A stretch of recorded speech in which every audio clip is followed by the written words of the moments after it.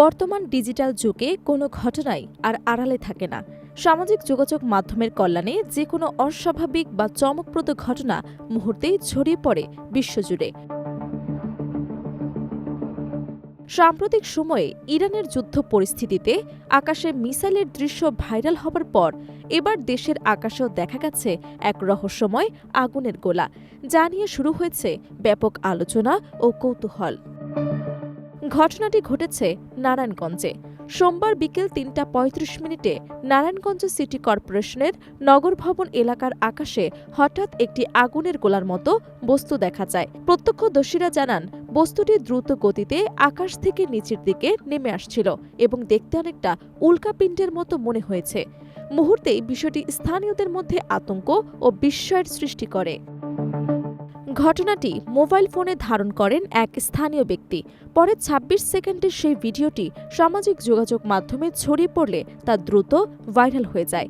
ভিডিওতে দেখা যায় আকাশে একটি উজ্জ্বল আগুনের গোলা সাপের মতো বাঁকা পথে নিচে নেমে আসছে। কিছু সময় পর সেটির পাশে আরেকটি আলো ঝলমলে অংশ দেখা গেলেও কিছুক্ষণ পর সেটি সম্পূর্ণভাবে নিভে যায়। এরপর আর কোনো ধোঁয়া বা চিহ্ন দেখা যায়নি। ভিডিওটি বিশ্লেষণ করে সামাজিক মাধ্যমে অনেকে এটিকে উল্কাপিণ্ড বলে দাবি করেছেন। তাদের মতে এটি মহাকাশ থেকে আসা কোনো প্রাকৃতিক উল্কাপিণ্ড হতে পারে, যা পৃথিবীর বায়ুমণ্ডলে প্রবেশ করে পুড়ে গেছে। তবে আবার অনেকে ভিন্ন মত দিয়েছেন। তাদের ধারণা, এটি কোনো পরীক্ষামূলক ফ্লেয়ার বা সামরিক প্রশিক্ষণের অংশ হতে পারে, যা আকাশে ছোড়া হয়েছিল। এখন পর্যন্ত এই রহস্যময় আগুনের গোলা সম্পর্কে কোনো আনুষ্ঠানিক ব্যাখ্যা পাওয়া যায়নি। ফলে বিষয়টি ঘিরে স্থানীয়দের পাশাপাশি অনলাইনে ব্যাপক আলোচনা চলছে। কেউ এটিকে প্রাথমিক পরিকল্পনা, আবার কেউ প্রাকৃতিক ঘটনা বলছেন, আবার কেউ বলছেন এটি মানবসৃষ্ট প্রযুক্তিগত কোনো পরীক্ষা হতে পারে।